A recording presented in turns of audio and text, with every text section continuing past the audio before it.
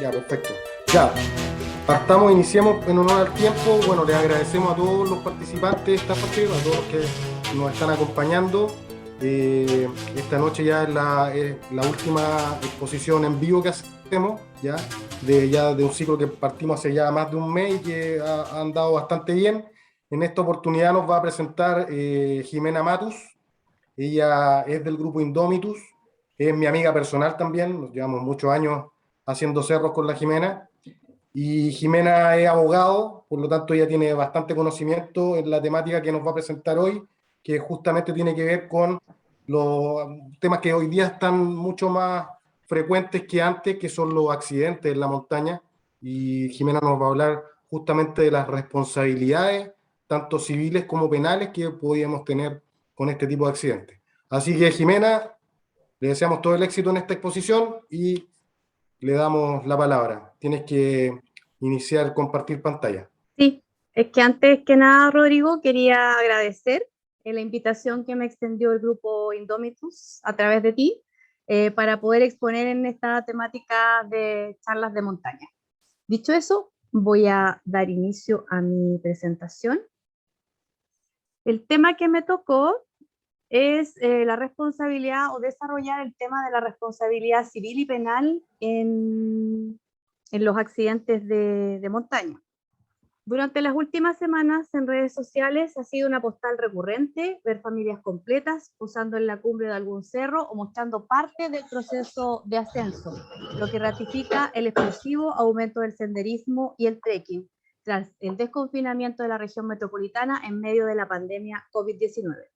Según datos de la Federación de Andinismo de Chile, FEACH, del año 2016, el 67% de los senderistas de montaña de entre 19 a 28 años, rango de edad en el que se concentran los consumidores de vida al aire libre y deportes asociados, muere por extravío y malas condiciones climáticas.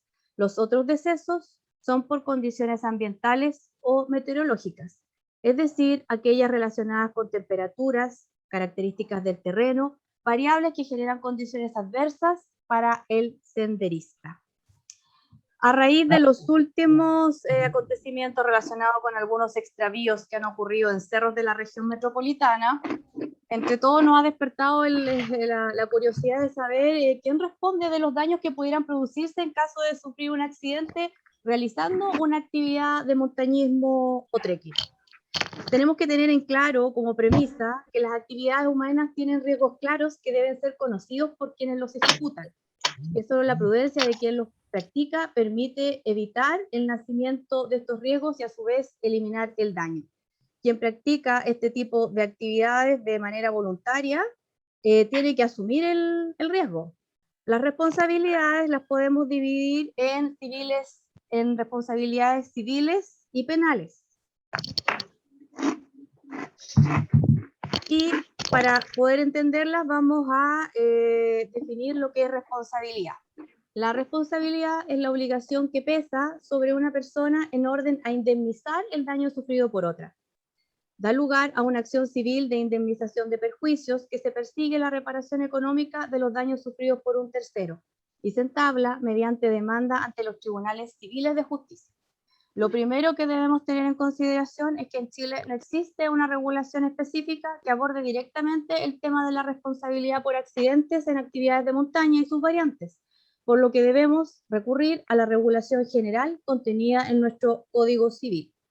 El Código Civil es un cuerpo normativo que regula las relaciones de las personas naturales y jurídicas en el ámbito del derecho privado y nos establece ciertos estatutos para que las personas puedan actuar. El Código Civil no solamente regula a las personas, sino que también los derechos y obligaciones, la sucesión por causa de muerte, los contratos, etcétera, para que ustedes tengan un parámetro de qué es lo que se trata.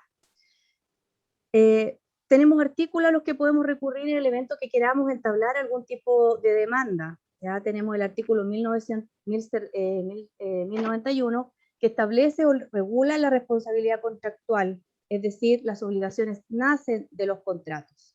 Y los artículos 1437 y 2284 que regulan o dicen relación con la responsabilidad extracontractual, donde las obligaciones nacen de un hecho que ha inferido injuria o daño a otra persona, como en los delitos y cuasidelitos, o también donde las obligaciones nacen de la ley o de un hecho voluntario de una de las partes. Si es lícito, será un cuasicontrato; si es ilícito y con la intención de dañar, delito; y si es lícito y sin intención de dañar, será un cuasi delito. En Chile no existe doctrina al respecto y por eso hemos tomado en consideración doctrinas de otros países, específicamente en España, pero es plenamente aplicable también a Chile, y cuando los empiece a definir se van a dar cuenta que así es. En caso de accidente, durante el desarrollo de una actividad de montaña, senderismo o trekking, para el reparto de responsabilidad, lo primero que se va a analizar es el papel que desempeñó la persona que asumió las funciones de guía o líder del grupo, ya sea este un guía profesional o el bien llamado guía por cortesía o benévolo. El guía por cortesía o benévolo es aquel que, sin ser profesional y de manera desinteresada, incluso a costa del interés propio, asume las funciones inherentes de un guía. Es la persona que propone el recorrido, estudia el itinerario, orienta la marcha, dirige el grupo y toma decisiones durante el desarrollo de la actividad. El claro ejemplo lo encontramos en el grupo de amigos que organiza una excursión o cualquier otra actividad en la montaña, y de uno de ellos que, por tener mayor experiencia o conocimiento que el resto, propone el itinerario, dirige el recorrido y el desarrollo de la actividad. No sé si más de alguno se reconoce en esta definición. Yo pienso que sí. El guía profesional es aquel que, teniendo una titulación habilitante, dirige a un individuo o a un grupo de personas durante el desarrollo de una actividad de montaña a cambio de una remuneración. Tanto el guía benévolo como el guía profesional deben velar por la seguridad del grupo, adoptar las medidas necesarias para evitar los peligros, facilitar información sobre los riesgos inherentes a la actividad y asegurarse que todos los participantes llevan el material adecuado. No obstante, aunque ambos tipos de guías ostentan la posición de garantes, no todo accidente de excursionismo será siempre y en todo caso responsabilidad del organizador. Así como tenemos causales que dan origen a la responsabilidad, también tenemos causales de exoneración o eliminación de responsabilidad. Aquí podemos enumerar, por ejemplo, la existencia de una diligencia irreprochable. Disculpa, ¿puedes volver a la última frase que dijiste de la lámina anterior, por favor? De la última frase relacionada con, espera, ya, vuelvo. Anterior. Que no todo accidente de excursionismo será siempre y en todo caso responsabilidad del organizador. ¿Y eso por qué? ¿O a qué se debe? Se debe principalmente es que cuando uno realiza una actividad al aire libre o de montaña, tiene que asumir los riesgos.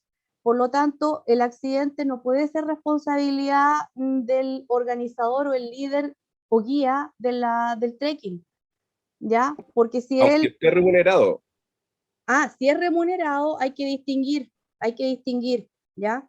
Pero eso lo vamos a ir viendo más adelante, pero me voy a quedar en eso. Efectivamente, el guía va a tener responsabilidad si es que a mí no me dotó de los elementos necesarios para que yo realizara el trekking. Por ejemplo, cuando uno contrata trekking pagados, excursionismo pagados, si ustedes se fijan, los organizadores o los guías siempre al que no tiene bastones de trekking se los dan. Te dan bandanas, te dan alimento, y en el evento que sea una actividad más peligrosa, necesariamente debieran dotarte un casco, ¿ya? Velar que la zapatilla sea la adecuada y que estés con ropa de abrigo. En el evento que tú fuiste a hacer un trekking o una excursión pagada y no te dieron todos los elementos y tú sufriste un accidente, evidentemente ahí va a surgir la obligación de indemnizar.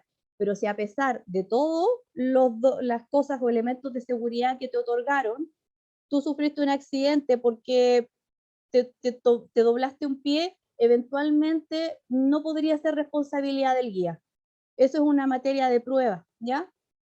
Así como tenemos causales de exoneración, o sea, que otorgan responsabilidad, también causales que la eliminan. Es decir, que no habría responsabilidad si ocurrieran estos siguientes factores. Primero tenemos la existencia de una diligencia irreprochable, que es lo que yo le comentaba al compañero, donde el guía tanto remunerado como el benévolo, tuvo una diligencia irreprochable. Se fijó que tuvieras los bastones, el casco, anduvieron por la ruta establecida y tú, por X razón, desafortunadamente tuviste una caída que quizás no tuvo, bueno, ahora, si hubiera tenido consecuencias graves, ahí evidentemente sí podría generar una responsabilidad. Pero lo importante es que siempre el guía tenga una conducta irreprochable, es decir, que tenga el cuidado de un buen padre de familia. Eso es lo que exige la ley en el caso de la responsabilidad extracontractual. En el caso de la responsabilidad contractual se gradúa. Hay que ver si el guía fue negligente, porque ahí hay una clasificación de culpas, la grave, la leve y la levísima. En base a eso se va verificando quién va a tener la responsabilidad ahí de indemnizar y si realmente hay que indemnizar. También hay que determinar a veces que puede existir el accidente por la culpa exclusiva de la víctima. Aquí me puedo detener en el caso de la gente que va al mirador de cóndores, donde a pesar de la advertencia de no acercarse a los precipicios que hay en el lugar, aún así quieren sacarse fotografías y supongamos que en un caso hipotético alguien por sacarse una selfie se cae y se lesiona o se mata, ahí podría ser efectivamente una culpa exclusiva de la víctima por el acto temerario, ¿ya? Puede existir incluso concurrencia de culpas. Supongamos que todo el grupo se quiso exponer en un barranco y cayeron todos porque la calidad de la roca no era la adecuada. Por eso todo siempre se va a tener que ver en el juicio correspondiente. Entonces hay que tener en consideración que el accidente puede provenir de una decisión tomada en grupo o tomada unilateralmente por el accidentado. Ahí alguien la otra vez hablaba que estaban en el Cerro Leoneras, vino un mal tiempo, y y el líder decidió que no siguieran por el mal tiempo, pero hubo uno de los chicos que a pesar de la advertencia quiso de todas maneras continuar. Ahí eso es una responsabilidad del accidentado, porque pese a todo se le advirtió una y otra vez, por ejemplo, que las condiciones no estaban adecuadas para seguir continuando la marcha, y en el evento que esta persona se accidente, obviamente podría ser una responsabilidad exclusiva de él. También puede producirse porque el accidentado no ha cumplido las orientaciones de responsable del grupo. Ahí también está la hipótesis. También tenemos el caso fortuito o fuerza mayor. Esto es el imprevisto al que no es posible de resistir. Y en este aspecto, el Código Civil habla derechamente del terremoto y del naufragio. Como nosotros estamos en el cerro, lo más probable es que sí en algún momento pudiéramos estar expuestos a un terremoto. Y de hecho, recuerdo las veces que hemos ido en grupo al Plantat, al refugio, incluso hay un testimonio del terremoto del año 2010, para los que no lo han visto. Y bueno, ahí tiene que haber sido una situación un poco caótica de no saber estar en el cerro y no saber qué es lo que pasaba, porque ahí hubo hasta derrumbe. Vamos ahora a la clasificación de la responsabilidad civil. La responsabilidad civil tiene dos clasificaciones. Una, será contractual cuando nace del incumplimiento de las obligaciones contractuales. Por ejemplo, contraté una agencia de turismo para subir el volcán Villarrica o para ir al cerro El Plomo, o contraté un guía particular para ir a las cuevas del Manzano. Entonces la responsabilidad será contractual siempre que exista un contrato y, o por último una transferencia o algo que acredite que efectivamente yo hice un contrato, porque recuerden que los contratos también pueden ser por mero acuerdo de las partes. Y en el caso de estos tipos de trekking, puede ser que efectivamente entre las partes haya habido un acuerdo y previo pago sería netamente entonces una responsabilidad civil contractual. Será extracontractual ante la ausencia del contrato y cuando tiene origen en un delito o cuasi delito civil. Esto es un poco trabalenguas, pero es necesario que lo diga. Delito civil es el hecho ilícito o doloso que provoca daño.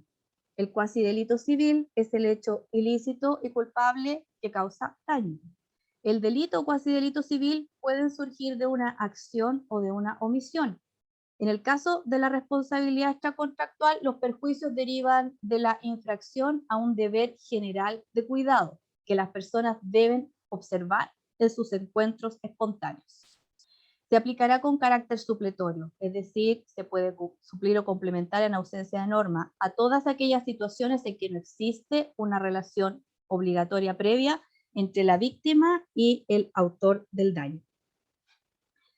Señalábamos entonces que la regla general es que los daños deben ser soportados por quien los sufre, a menos que existan buenas razones para imponer al autor del daño la obligación de indemnizar los perjuicios. Existen modelos de atribución de responsabilidad y vamos a revisar uno de ellos, que es el que a mí me pareció más interesante. Tenemos la responsabilidad por culpa o negligencia, y este modelo señala que la razón para atribuir responsabilidad a una persona radica en que el daño ha sido causado por su acción culpable. Esto es, ha sido el resultado de una acción ejecutada con infracción a un deber de cuidado. La negligencia supone la inobservancia del cuidado debido, esto es, aquel cuidado que razonablemente podemos esperar de quien desarrolla una actividad. De ello se sigue que quien actúa observando el cuidado debido cumpliría con el nivel de prevención que conduce al equilibrio óptimo entre el costo de evitar los accidentes y los riesgos que la actividad supone. Este deber puede ser establecido por el legislador mediante la dictación de reglas de conducta orientadas a evitar los accidentes. Ya sabemos que en materia de montaña no tenemos estas reglas de conducta orientadas a evitar los accidentes, pero para que ustedes tengan como ejemplo cuando existen estas reglas, lo podemos ver en el caso de la ley de tránsito, donde si nos fijamos en la ley de tránsito tenemos limitada la velocidad, tenemos la distancia, limitada también la distancia entre uno y otro auto, y también estar atento a las condiciones del tránsito. Este es un ejemplo de normas que pueden establecer reglas de conducta para evitar accidentes. También puede ser el resultado de una regla no legislada, definida por los jueces recurriendo a la costumbre o a diversos criterios jurisprudenciales de diligencia y cuidado. Bajo el régimen de responsabilidad por culpa, la negligencia no solo es el fundamento de la obligación de indemnizar, sino que también su límite, porque la obligación de reparar solo nace a condición que se haya incurrido en infracción a un deber de cuidado, y he sido como majadera en recalcar eso. La responsabilidad por culpa o negligencia constituye el estatuto general y supletorio de la responsabilidad extracontractual, y a él se refieren como regla general los artículos 2284 del Código Civil, el 2314 y el 2329 del Código Civil. Por regla general, todo daño que pueda imputarse a malicia o negligencia de otra persona debe ser reparado por esta. Incluso cuando uno demanda una indemnización de perjuicios, tiene que reunir 4 elementos que deben que son requisitos, es decir, si falta uno no se me configura la responsabilidad. Aquí tenemos, tiene que haber una acción u omisión, tiene que haber una culpa, negligencia o dolo, tiene que haber daño y una relación de causalidad entre la acción u omisión dolosa o culpable y el daño. Desde el punto de vista económico, una regla de responsabilidad por culpa asigna los costos del accidente a quien lo causó mediando culpa o dolo, y en cualquier otro caso, los costos recaen sobre la víctima. Asimismo, resulta evidente que si ambas partes contribuyeron culpablemente a la producción del daño, entonces deben distribuirse los costos. También hay ocasiones en que no existe apoyo en la regla legal o social preexistente, y en tales casos es necesario construir hipotéticamente la regla que habría seguido una persona razonablemente juiciosa en tales circunstancias. Vamos a hablar ahora de la responsabilidad penal. Recordemos que la responsabilidad civil la regulaba el cuerpo normativo del Código Civil, que ya señalábamos que era el que regula las personas naturales y jurídicas. Jimena, no te escuchaba. ¿Ahí? ¿Ahí? ¿Ahí me escuchan? Ahora sí. ¿Ahí sí? Sí. ¿Ahí sí? Ahí sí. Ya, perfecto. Es que tengo la conexión inestable. Ya. Al margen de la regulación civil, no podemos olvidar que el responsable de daños ocasionados en un accidente de montaña o realizando una actividad de trekking también podría incurrir en responsabilidad penal, ya sea por lesiones o cuasi delito de homicidio o por un delito de omisión del deber de socorro, en cuyo caso debemos acudir al Código Penal. El Código Penal es un cuerpo normativo donde regula o donde se tipifican delitos y las penas a los que se les atribuye los delitos, ¿ya? Tenemos la omisión de socorro. Esto yo lo encontré sumamente importante y que mucha gente no lo maneja, pero efectivamente existe en el Código Penal, en el artículo 494, número 14, que señala que el que no socorriere o auxiliare a una persona que encontrare en despoblado, herida, maltratada o en peligro de perecer cuando pudiera hacerlo sin detrimento propio. Este se encuentra en el Código Penal en el capítulo de las faltas. La realización de su tipo se castiga con una pena de multa. Y llama la atención que no obstante que el texto de la ley hace referencia a una situación de peligro existencial, esto es, a una situación de peligro incluso para la vida de la persona, contemple una pena tan baja. A todas luces, la inclusión de este deber general es sumamente restringida, en tanto su cumplimiento se supedita a una situación de peligro existencial, que se presenta solamente fuera de la ciudad, en despoblado, y además que resulta exigible siempre que pueda prestarse auxilio sin menoscabar los derechos propios del sujeto. Puse esta situación porque eventualmente el cerro podría, o la montaña podría ser un lugar despoblado porque está alejado de la ciudad, y eventualmente también podríamos encontrar a una persona que necesite ayuda, ya sea porque está inconsciente, y en eso consiste que debemos auxiliarlo sí o sí, porque podríamos incurrir en una falta, pero en todo caso no creo que no exista nadie que encontrando a una persona en algún tipo de peligro no ayude o no intente socorrerla. Para ir cerrando, y como normalmente nos juntamos y estamos siempre en grupos donde no existe un pago de por medio, sino que somos amigos los que organizamos salidas, tengo como consejo, en el caso de estos guías de cortesía, que siempre recomiendo salir con integrantes conocidos para determinar posibles falencias y reforzarlas. También establecer previamente las reglas de cada salida. Ejemplo, prohibir el consumo de todo tipo de drogas o ingesta de bebidas alcohólicas. Otra más, establecer vestimenta apropiada y obligatoria, elementos de seguridad o emergencia, por ejemplo, la linterna frontal, la manta térmica, botiquín, bastones de trekking, zapatos adecuados. También descargar alguna aplicación con la ruta, obligatoria para cada integrante. También elegir un punto de encuentro donde decidir quiénes pueden realizar la actividad, porque puede ocurrir que dentro del grupo aparezca una persona que no tenga el equipamiento y digamos que la idea es que si la persona o se ha determinado que no sube con el grupo, esta pueda devolverse fácilmente a su casa y no nos demos cuenta de esa situación cuando llegamos al cerro, donde ahí ya es más complicado que la persona se devuelva, y también podría ser objeto de que quizás hasta se pierda, ¿ya? Promover también por parte de los integrantes la educación y cultura de montaña. Tenemos un país lleno de montañas donde parece sumamente inconcebible que no tengamos una educación con relación a esta, a tener este tipo de conductas, de no dejar rastro y ese tipo de cosas. Con esto doy por terminada mi pequeño aporte y espero que les haya gustado, así que muchas gracias.